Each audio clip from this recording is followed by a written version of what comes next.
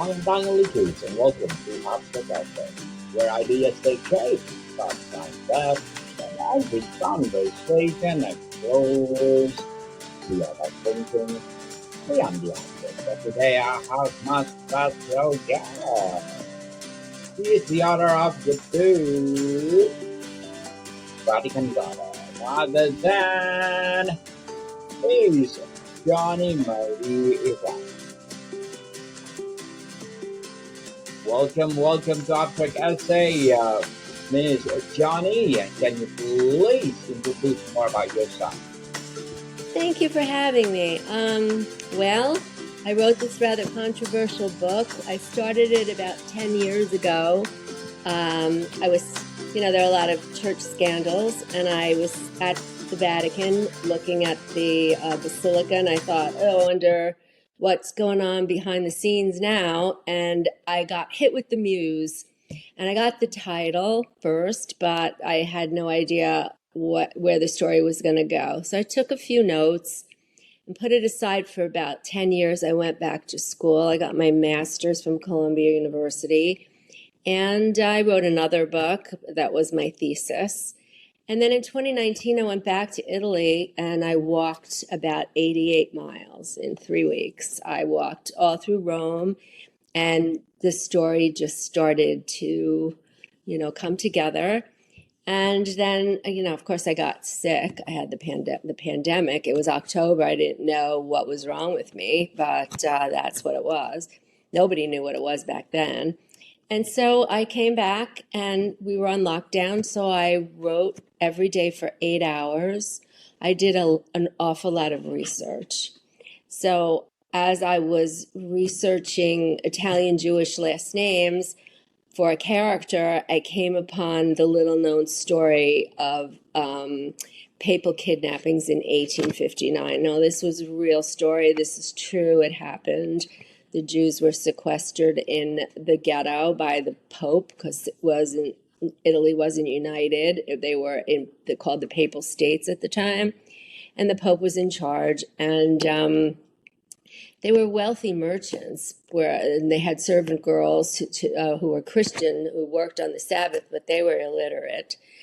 And this happened to several families, but one particular family in Bologna had a sick child, and the parents were sitting vigil, and the servant girl assumed that the child was dying. So when the parents left the room, she baptized the child, and then a couple of years later, she confessed to the parish priest, who told the Vatican, because it was illegal for Jewish families to raise a Christian child. So the Vatican swooped in and took the child away from the parents, and they were never able to get him back. So that's a true story. So that fueled my story. I weaved that into the Vatican story, which is about, it's kind of like the Thornbirds meets the Da Vinci Code meets book club fiction, as someone described it. It's also the story of a woman's relentless search for her child while coming head to head with the most powerful entity on earth. So it opens with the first American Pope. Now, this was started 10 years ago. I had no idea we'd ever have an American Pope. I did an interview on a podcast in April, and the host interrupted me, and he said, "Your entire book is plausible. I read it, except for an American Pope. That'll never happen." Well, lo and behold, now we have an American Pope. But this one was not very well behaved. My fictionalized American Pope, he had an affair with a journalist in Rome, and she is, as it opens up, she's about to give birth to his child. So he confesses before he is ascending the throne of St. Peter. He confesses that he had this affair to a corrupt cardinal who enacts the kidnapping, and a murderous spree unfolds, and the whole story unfolds. And the mother I know Italy pretty well. I know Venice pretty well. So the mother's taken to Venice, and she doesn't have a memory. And then 12 years later, her memory floods back by just a fate. And then she's determined to get the child back. So that's the gist of it. But it was a lot of research. It took a while to write. And the second one is ready to go. I'm just playing around with the formatting, and that's being submitted probably by October. And that continues the story, and the Pope gets into more trouble. But anyway, so that's it. Yeah. That's the story.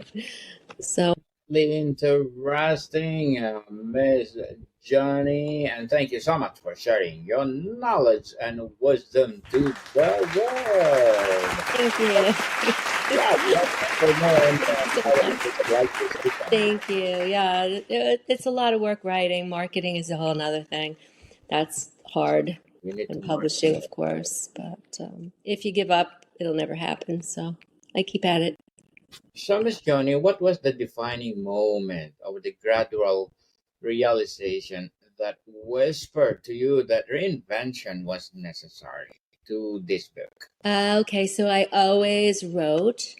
I think probably every writer who starts out, writing bad poetry. So I wrote bad poetry when I was a kid, teenage angst and all of that. So I always wanted to do it, but I'm the type of person, I need to be armed with every credential before I would put anything I wrote out into the world. So I'm a nurse, I'm a retired RN. So I raised 3 children, and then they were, they could get in and out of the house by themselves. So I went back to school. I finished undergrad as a much older student. And then I took a year off. I got jury duty. I was picked for jury, 3 months criminal court, federal criminal court, downtown Manhattan. And then I got accepted to Columbia on the same day as I was picked for jury. So I didn't believe, they call you up to accept you. I didn't believe it. So, but anyway, so I wrote a novel, which is also, it's about abuse, about an abused girl. And I weave in the story of the court, because the court, being on a jury was a gift for me. My fellow jurors weren't happy with me because I was fascinated by how it played out, how they stood and how they addressed the lawyers, addressed the judge, and how the judge, behaved. And I really got the lay of the land. So I had already written 35 pages of a court scene that I had to rip up and start over. So that was my first book, Reinventing Jenna Rose.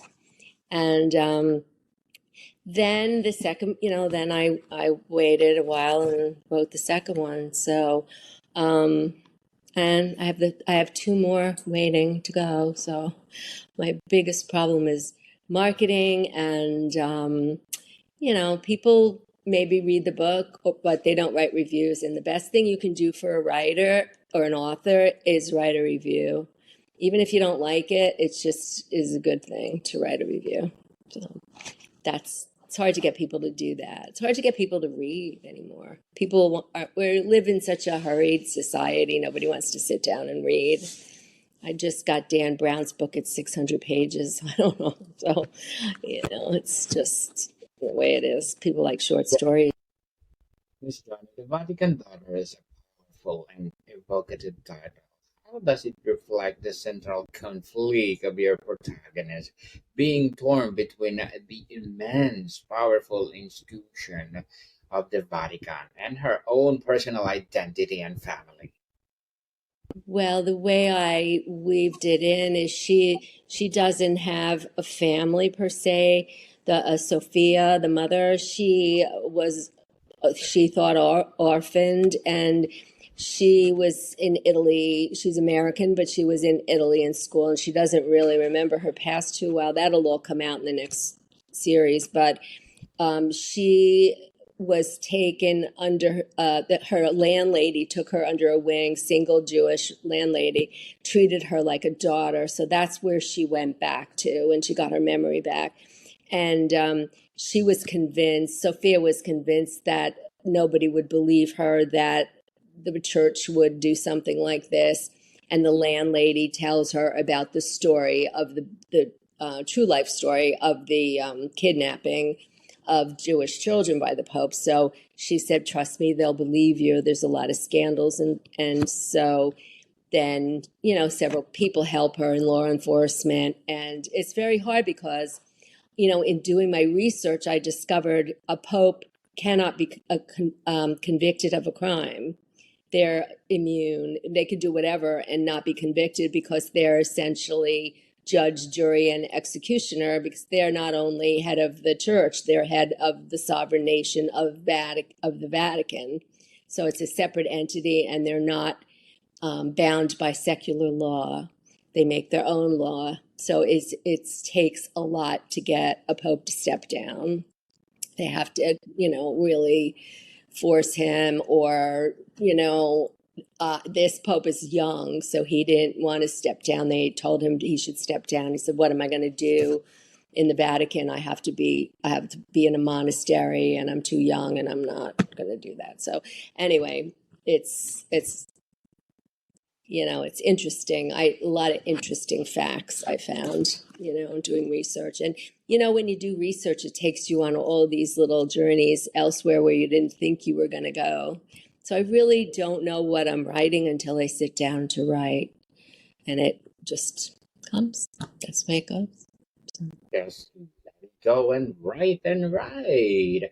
And That, how do you work to make the Vatican itself feel like a living, breathing character in the novel with its own secrets, well, rhythm, and I overwhelming went, power? I went to 12 years of Catholic school, in this 50s and 60s. So when you're a kid, you could see the hypocrisy, but you don't say anything. Like, I just didn't get, it was very punitive. So I didn't get that, I didn't understand how that could be, but I could never say anything because, oh my God, my mother would have killed me.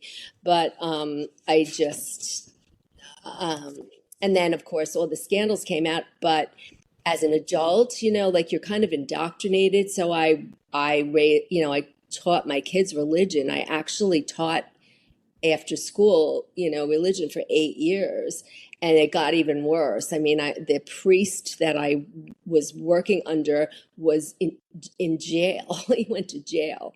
So this scandal, if had they never had all these scandals, I never could have written this book. I could have written it, but it wouldn't have been as plausible as it is, because, all of this came out, all this pedophilia, and, I mean, these two priests embezzled $500,000 from the parish, and it was astounding, and, doing all kinds of shenanigans. So, yeah, so that was right in my face. And he was always pontificating to me, like, holier than thou. And the whole time, the truth was, he was not a good guy. So that was kind of, that fueled it. Let me put it that way. It fueled it. And then, of course, doing research, I do extensive research. I don't just, like, I have about 2,000 books in my house. So I look through everything, and I find, different stories that are true, that I fictionalize and can weave in here, that I know are what goes on. And who knows what else goes on that we don't know. But, that's why I'm a good storyteller. I make it up. But it's not always made up. It's a lot of reality in there. And actually, I just found out that Mariska Hargitay, she's the woman from Law and Order. She plays the main character on Law and Order SVU. She just did a documentary in Toronto about the Vatican. It's called Nuns versus the Vatican. So I hope I can get a hold of her, because that sounds really interesting. Some nun was abused by a priest, which doesn't surprise me. Yes, So interesting. And yeah.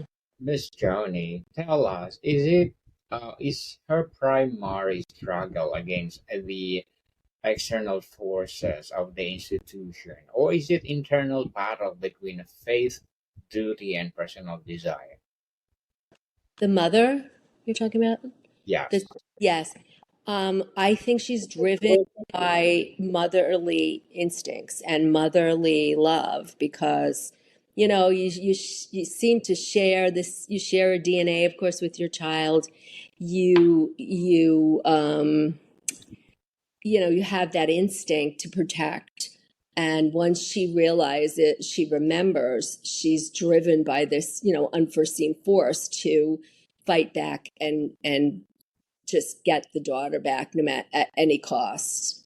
So that's what drives her, I think, more than faith, or I think she loses her faith because she sees the blatant hypocrisy and doesn't really have the faith because it's this, the hypocrisy is so in her face, and it's all about power, which you can see.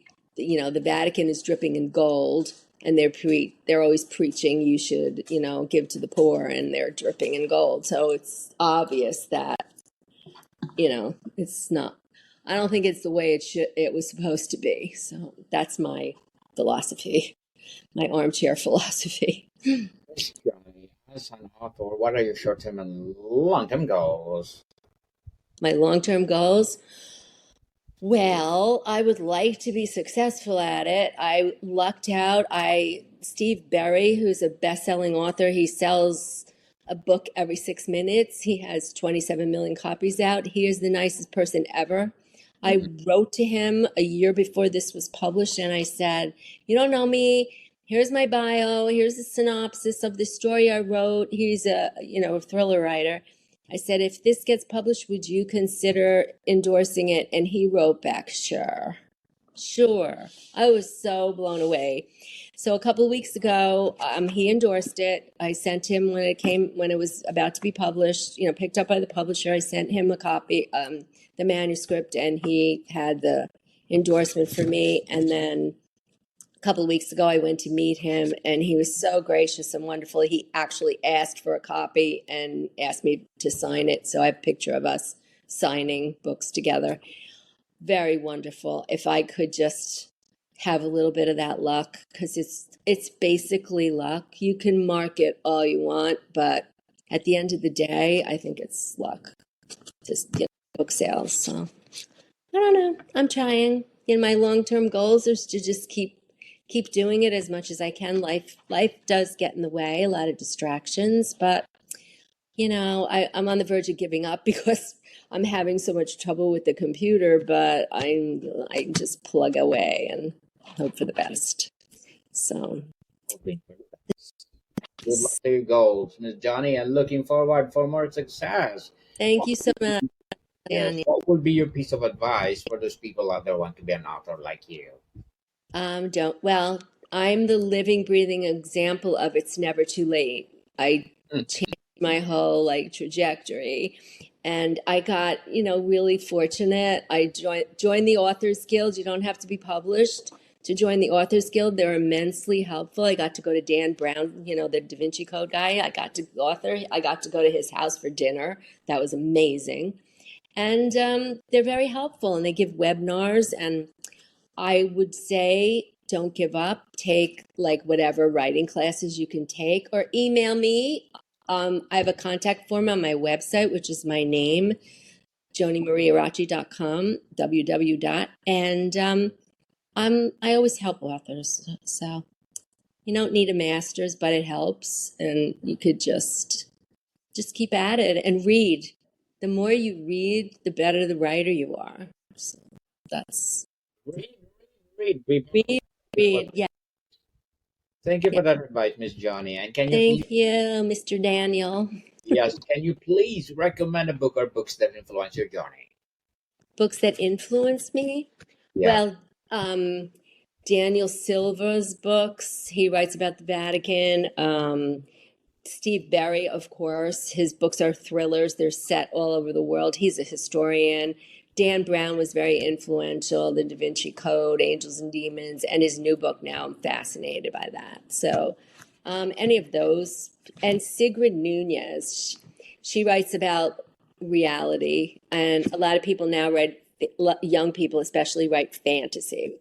A friend of mine, he's a young author. His book came out yesterday, Kent Prairie, and it's called The Monsters Among Us, and it's a fantasy about demons, which is totally not my thing, but I loved it. He asked me to review it, and it's amazing.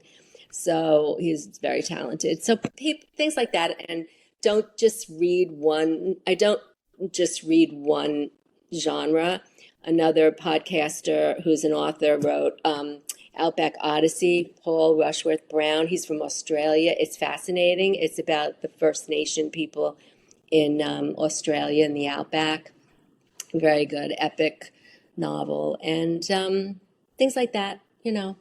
I try to help. I try to read if I get a contact from an author who's just just wrote a book. I'll buy it and read it just to be kind. So. Thank you for that recommended books, Miss Joni and Vatican Daughter. What is the one fascinating historical detail or fact you discovered in your research that you knew you absolutely had to include in the novel?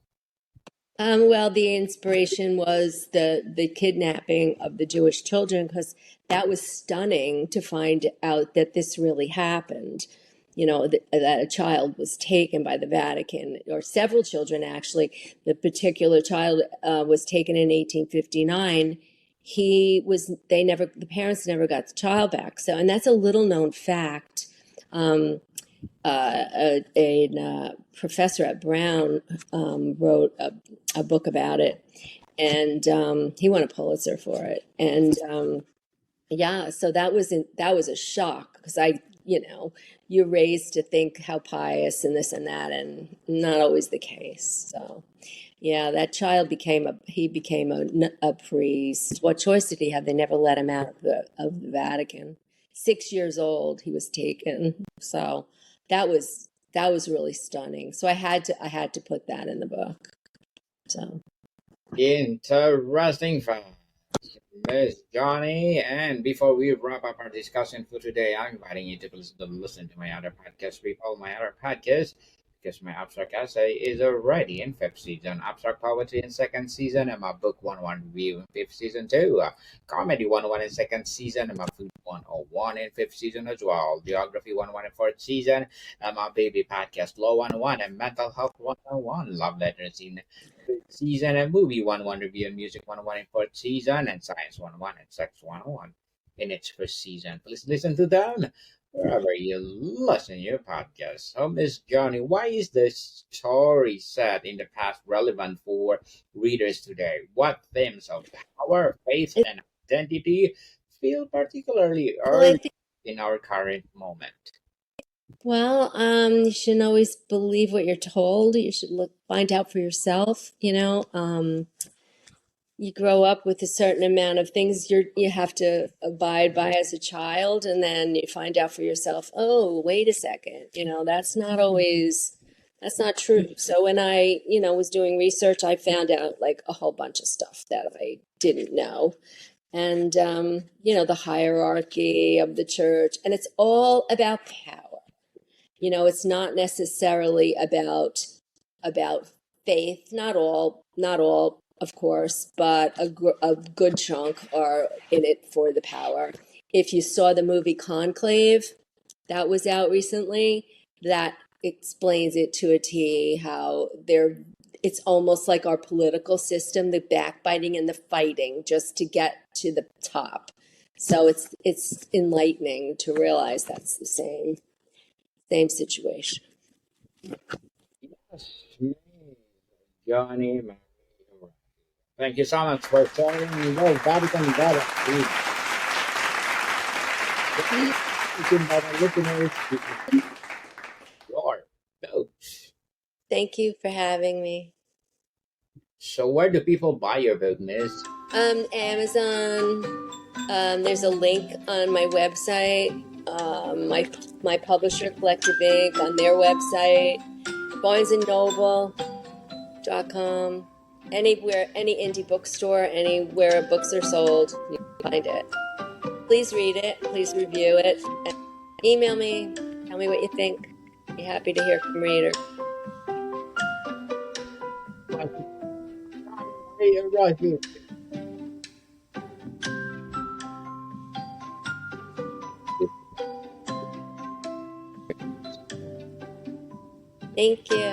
Thank you. More people, see you soon.